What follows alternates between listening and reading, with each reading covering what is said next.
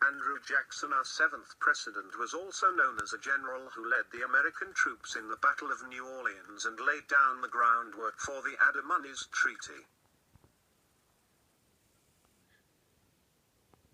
On the 8th of January, Andrew Jackson had his men make 3 lines of defense to defend against the British attack. He was joined by the pirate Jean Lafitte. The British had planned to attack the 20th West Gun Bank to lower the American military power as well as capturing the guns so they could be turned on the Americans. Although the British scheme was stopped due to the fog lifting before they could attack, which allowed the American forces to fire on them. This caused the 10th British Highlander Regiment to break off and join the main force to fight Andrew Jackson's main force. Soon after, without reinforcements, the British were forced to retreat due to the fact that they could not get behind the American defenses. Soon after, the American forces repulsed a second attack from the British commander Pakenham and his second-in-command General Gibbs were fatally wounded. With that, command of the British forces fell to Major Wilkinson, who saw fit to lead another attack on Andrew Jackson's main defences. He was stopped by Lion Jackson while attacking. Thanks to this, the next in line for British command, General Lambert, had his men retreat and used the reserve which he commanded to provide cover for the rest of his army. Thanks to the leadership of Andrew Jackson, the battle was won.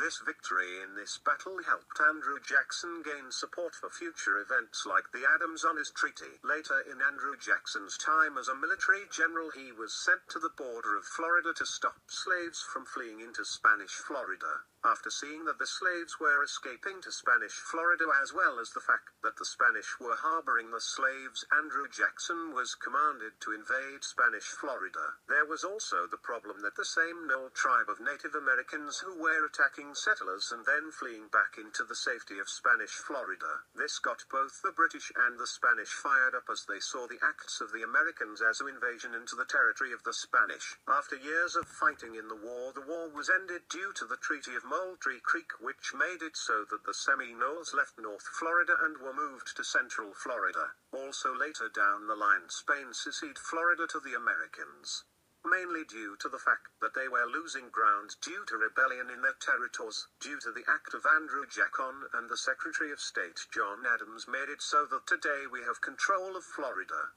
which today gave us the city of Miami as well as Pitbull. Later, after these two events, Andrew Jackson started his campaign to become the 7th President of the Union as the People's President, although he lost the first time to John Adams. Although during his campaign he was attacked as for his so-called bloody deeds as well as being called the slang name for donkeys, which for the case of public good I will not say.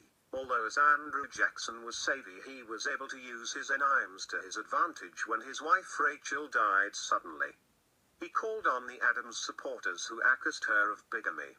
He used this to lay blame on the Adams allies as due to fact that they were accusing his wife and she died. He used this to claim that they had made her die with the accusations. This act of using tragedy as a jumping off point helped him gain support from people who had not supported him, as well as causing Adams to lose supporters. These problems and helpful tragedies helped Andrew Jackson win the election for the 7th President of the Union, as well as helping him win another term in the next election. His time spent as president led to Andrew Jackson being known as the man he was today as a general, diplomat and statesman. Thank you for letting us take time out of this busy presentation and for being interested in Andrew Jackson. Now moving on to the rest of our presentation.